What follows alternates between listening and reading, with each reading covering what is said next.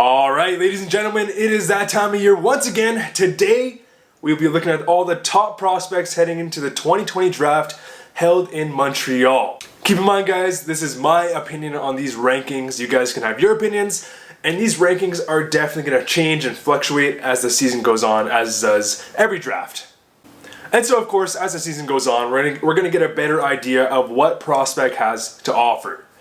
Definitely let me know what you guys think down below. What is your list for the top prospects for the 2020 draft? The 2020 draft is looking like a very exciting, deep draft with a lot of elite talent. There is many projected superstars in the making within this draft, and we may just see another Canadian go first overall, since I guess Connor McDavid, which is honestly pretty crazy. So, starting with number 1, we have Alexis Lafreniere. I don't think there's any surprises there.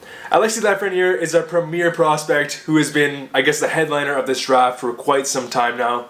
Lafreniere has exceptional vision, playmaking ability, he has a great hands, great shot, and great skating. All in all, Alexis Lafreniere looks like that complete winger who projects to be a franchise-type player. A bit interesting though, because it's not very often we see a guy like Lafreniere who's a winger and he's not a centerman. He has a playstyle pretty reminiscent of another Canadian that went first overall, Sidney Crosby. An elite playmaker with exceptional vision and hands who plays that complete game. And of course, guys, take all my comparisons with a very fine grain of salt. In no means am I saying that Lafreniere has the same potential or skill level as Sidney Crosby.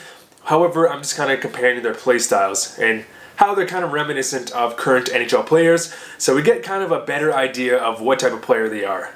So number 1, we have the Canadian Alexis Lafreniere. At number 2, I have Lucas Raymond. So Lucas Raymond is a very dynamic goal-scoring winger who can kind of do it all. He has a very explosive skating, incredible vision, playmaking ability, and a very deadly wrist shot. He is a bit undersized, coming in at 5'10", but he does compete very hard and is even utilized for his penalty-killing strengths. Lucas Raymond is a bit undersized, but he does play a great two-way game, so he does play a very complete game, even for his size. Lucas Raymond has a playstyle reminiscent of like a Nathan MacKinnon. Explosive speed, great hands, great shot, and excellent playmaking ability. At number 3, we have Quinton Byfield. Now, Quinton Byfield is probably the prospect that personally I am most interested in. He only just turned 17 in August. He's already 6'4", 220 pounds. That's just crazy. I can only imagine he's going to be around 6'6", 6'5" by the time he enters the NHL. Byfield is a unit.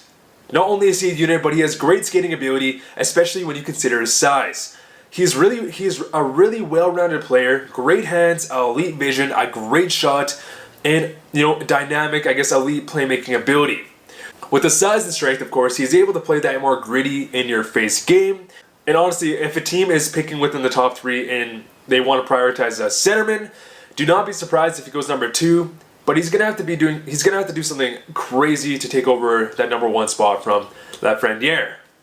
He really has a playstyle reminiscent of like a Blake Wheeler, tremendous size, strength, playmaking ability. Byfield is definitely someone who is a very scary combination of size and skill. At number 4, we have the Finn, Anton Lundell. So Anton Lundell is seen as like the most complete centerman within this draft. He's already regarded as someone, he plays an excellent defensive game. He does have offensive upside, but he's already someone, I guess, very reminiscent of like an Alex Barkov. They're probably pretty comparable players. And Lundell is seen as someone who's regarded as a future Selke candidate. He possesses tremendous hockey IQ that allows him to put up good production. He has an elite shot, good playmaking ability. Last season, as a 16/17-year-old within Liga, Lundell put up 19 points in 38 games. So if he follows this season up and puts up even better production, Lundell is going to be seen as a great pickup.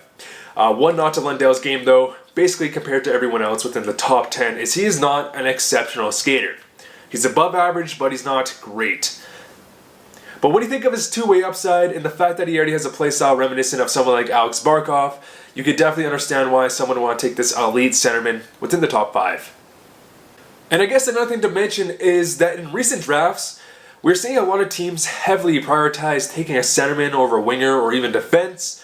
So I don't see this trend slowing down anytime soon, so don't be surprised if guys like Anton Lundell are taking over other guys like Holtz or even Lucas Raymond. And at number 5 we have another Swede, Alexander Holtz. So Alex Holtz is of course the national teammate of Lucas Raymond, and Holtz is another dynamic Swedish winger going into the 2020 draft. Holtz possesses an elite level shot that allowed him to break U17 records and even put up 30 goals in 38 super elite games last season. Just crazy production. He is a great wrister and a very heavy slap shot. Holtz is regarded to have probably one of the best shots within the whole 2020 draft. Him and another Swedish winger, who I'll mention later in this video. Holtz has exceptional hockey IQ, great skating ability, and is also a great playmaker. Holtz, however, was a bit inconsistent at times, which scared some scouts away, but he has continued to improve upon this, and we'll see what he does this upcoming season. He still does have a lot of time to continue to develop this, and considering he has a whole season ahead of him, playing within the SHL and Super Elite, I guess expect more consistency just to come. It is worth noting he's already put up 2 goals, 3 points in his first 4 SHL games this season, whereas Lucas Raymond has yet to put up a single point. Alexander Holtz has a playstyle reminiscent of someone like a William Nylander. However, in my opinion, Holtz possesses a shot that has more potential than Nylander. At number 6, we have Cole Perfetti. Cole Perfetti has some of the best hockey IQ within this whole draft, by quite a large margin actually. And in fact, he's actually impressed many scouts on more of like that generational level hockey IQ, which is honestly just crazy. He possesses an incredibly accurate wrist shot. He's a great playmaker who works hard on the back check. He has a good two-way game. One knack to Perfetti's game is he is missing that explosive first step. You know, he's a good skater. He's not a great skater. And honestly, if Perfetti did have that explosive skating ability, he probably would be a top 3 lock. He's a bit undersized coming in at 5'10", but makes up for it with his, exceptional hockey IQ and great offensive instincts. At number 7, we have a very intriguing prospect, which is Tim Stutzle. Stutzle is going to be the first German forward first-round pick since, I guess, Leon Drysdale. I have him ranked at number 7, but I would consider Stutzle to be one of the bigger dark horses within this draft, and I could definitely see him creeping into the top 5 territory. Playing in Germany's U20 league, he's definitely not going to get the same exposure as he would in obviously like Sweden or even, I guess, North America, but he is really proving to be a very elite prospect. He has exceptional skating and deadly offensive instincts. He possesses a great shot, great playmaking ability, and has great hockey IQ and vision. And funny enough, Tim Stutzle actually committed to, I think, the University of New Hampshire for not this season, but the season after. And then for this season, he was going to play in the USHL. But then last second, he decided to stay within Germany and play in Dell. And I think this has something to do with the fact that Moritz Seider, went first round, I think 6 overall to Detroit last year. I think Stutzle wanted to have more exposure playing within North America. But once he saw his friend, Seider, get picked up within the top 10 of the draft, I think he felt comfortable to stay within Germany. And in my opinion, that is a great path for his own development. He's going to be playing against men. He's going to get a lot of opportunity to get stronger and, develop that more creative side. At number 8, we have Jamie Drysdale. Drysdale will probably be the first defenseman to be taken within this definitely thinner defensive prospect class. Drysdale is a very sleek right-handed defenseman who has a high offensive ceiling. He has great playmaking ability, great hands, and elite vision. Drysdale is also an exceptional skater, one of the best skaters within this whole draft. He has excellent stick work and is responsible in his own end. With right-handed defensemen becoming much more, sacred in the NHL these days, Drysdale is definitely seen as more of an NHL lock for the 2020 draft. At number 9, we have another Swede, Noel Gunler. Gunler is just a pure shooter. He possesses an exceptional shot and has exceptional hockey IQ. Gunler is seen as a bit of a streaky scorer, but when he is on, he's arguably the best shooter, goal scorer within this whole draft. He had 27 goals in 31 Super Elite games last season, almost goal per game. He has above average skating and good puck skills. One area of concern though is he has been flagged for having some type of attitude issues. This is something that may not be an issue at all, but it's definitely something to take note of. One thing that also separates Gunler from his fellow Swedish counterparts, which is why he's ranked below them, is he doesn't play as a well-rounded game as someone like Raymond or Holtz. He's more of that pure shooter, pure sniper type guy, like a Phil Kessel or maybe a Patrick Laine. At number 10, we have another defenseman, Justin Barron. Justin Barron is a very well-rounded defenseman. He's a highly coveted right-handed defenseman coming in at 6'2", and is considered the jack of all trades. He can absorb a lot of minutes, play on the penalty kill, he can be a power play quarterback, and has a great transition game. Barron is not flashy by any means. He's very safe. You know, he always makes that good, safe play, and defensively, he's very responsible. He has a good point shot, good playmaking ability, and great vision. Alright guys, and so there is my top 10 prospects for the preseason rankings. And I guess some honorable mentions I should mention is Hendrix Lapierre.